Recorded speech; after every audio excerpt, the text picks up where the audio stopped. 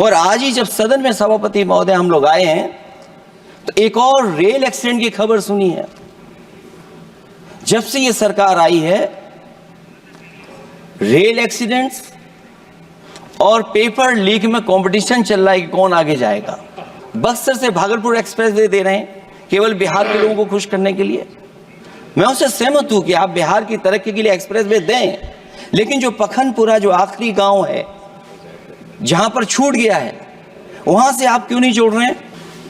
हारे ही नहीं हैं आप, सीटें ही कम नहीं हुई हैं। देश के प्रधानमंत्री जी भी वोट से हारे हैं, वोट से हारे हैं। जो कभी 5 लाख तक जीतना था जिन्हें, या 10 का टारगेट बनाया था, कितने से जीते? तो कम से कम इन चीजों को तो देखें। अखबारों में पढ़ता था सभापति महोदय कि तोड़ फोड़ करके ये सरकार बनाते हैं। अभी एक सदस्य पिछली बार वो तोड़ फोड़ कर करके शायरी भी बनाने लगे हैं। 11वें बजट के बाद भी नाउम्मीदगी दिखाई दे रही है और सरकार में है तो सरकार के लोग तो अच्छी बात करेंगे ही। न केवल नाउम्मीदगी दिखाई दे रही है बल्कि जो चेहरों पे खुशी होनी चाहिए थी सरकार बनने के बाद, वो चेहरों पे उतनी खुशी नहीं दिखाई दी। बिल्कुल खुशी नहीं। ये 11वें बजट में बेरोजगारों के लिए, युवाओं के लिए, गांव के लिए और उनकी तकलीफ परेशानी का जो मुद्दा है वो 9-2-11 दिखाई दे रहा है मुझे। महंगाई में घर चलाना, बच्चों को पढ़ाना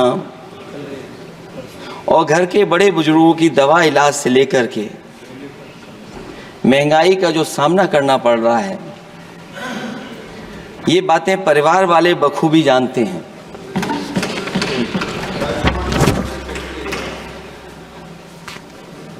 मैं जब सत्ता पक्ष के लोगों के जो आंकड़े देखता हूं और सुनता हूं, अगर इतना सब कुछ 10 साल में अच्छा हुआ है तो आप हंगर इंडेक्स में कहां खड़े हैं? अगर 10 साल बाद भी यही बात सत्ता पक्ष की तरफ से आएगी कि हम कहां खड़े हैं। आपने बड़ा सपना दिखाया make in India. Uttar Pradesh जैसे बड़े स्टेट से सबसे ज्यादा लोकसभा के सांसद चुने जाते हैं। हमें कोई बहुत बड़ा प्रोजेक्ट नहीं मिला, कोई बड़ा प्रोजेक्ट नहीं मिला। प्रधानमंत्री जी मिले हमें।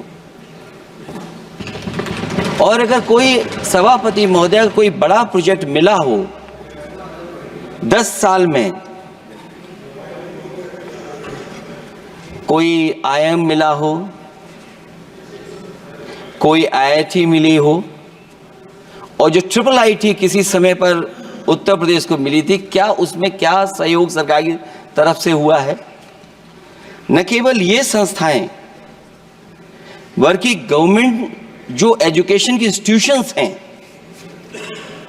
वो सेंट्रल की तरफ से कौन सी नई आ गई? मेडिकल के क्षेत्र में कोई बड़ा संस्था आई हो? जो 2 एम्स आए हैं, मुझे याद है कि रायबरेली का एम्स भी समाजवादी सरकार में जमीन दी गई, उसके परिणाम है कि वह एम्स बन गया। गोरखपुर में भी जो एम्स आया समाजवादी सरकार थी, जमीन दी गई, तब एम्स आया। और जो एम्स आ भी गए हैं अगर वहां 2, क्या उनमें पर्याप्त इलाज मिल पा रहा है? केवल यही नहीं, मेक इन इंडिया सपना तो ये दिखाया गया था कि अगर प्राइवेटाइजेशन हो जाएगा तो नौकरियां मिल जाएंगी।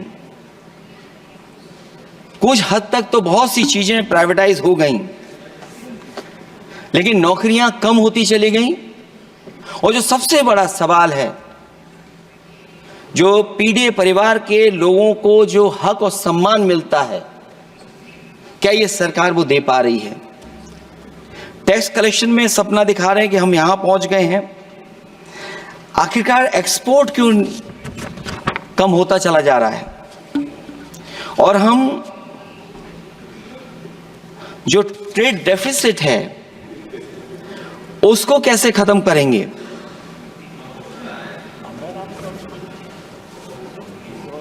दस साल में अगर हम वहीं के वहीं खड़े हैं और कोई ऐसा कुछ न दिख रहा हो और परिणाम जो रिजल्ट आए हैं यूपी के, उसमें दिखाई दे रहा है कि आपने कितना काम किया है। सभापति महोदय, अगर ये सब कुछ अच्छा किया होता तो क्या परिणाम ऐसे आए होते? जहां हारे ही नहीं हैं आप, सीटें ही कम नहीं हुई हैं। देश के प्रधानमंत्री जी भी वोट से हारे हैं, वोट से हारे हैं। जो कभी 5 लाख तक जीतना था जिन्हें, या 10 का टारगेट बनाया था, कितने से जीते? तो कम से कम इन चीजों को तो देखें। मैं जब सुनता हूं सत्तापक्ष लोगों को तो मुझे वो लाइनें याद आ जाती कि वो झूठ बोल रहा था, बड़े सलीके से मैं एतवार न करता तो और क्या करता।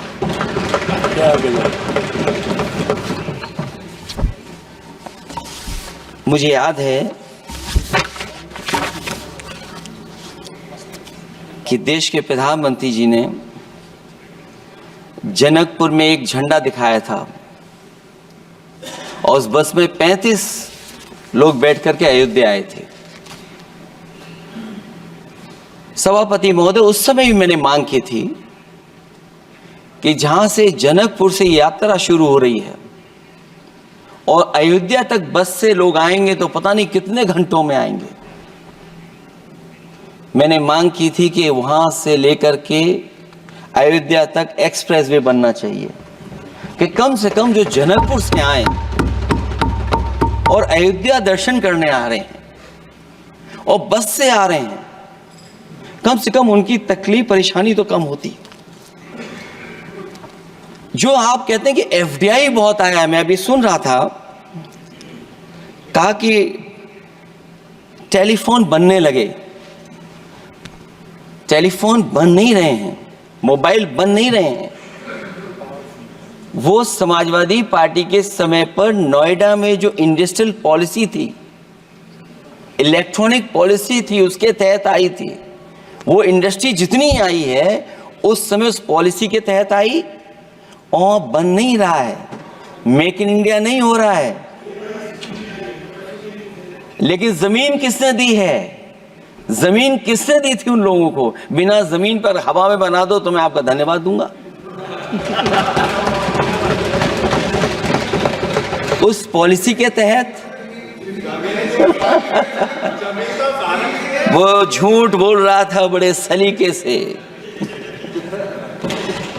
आप कह रहे हैं कि एफडीआई लाए हैं हम लोग। एफडीआई, अगर पूरे देश का हम एफडीआई देखें तो उत्तर प्रदेश को कितना एफडीआई मिला है? सभापति महोदय, अगर 1% से ज्यादा भी एफडीआई उत्तर प्रदेश को मिला हो तो बताइएगा आप। जो प्रोजेक्ट डिले हो रहे हैं, जिसकी वजह से कॉस्ट ओवररन हो रही है, उसका जिम्मेदार सभापति महोदय कौन है? डबल इंजन की सरकार है। लखनऊ में भी सरकार आपकी है, दिल्ली में भी सरकार आपकी है। आखिरकार ऐसा क्यों हो रहा है? और आज ही जब सदन में सभापति महोदय हम लोग आए हैं तो एक और रेल एक्सीडेंट की खबर सुनी है। जब से ये सरकार आई है, रेल एक्सीडेंट्स और पेपर लीक में कंपटीशन चल रहा है कि कौन आगे जाएगा।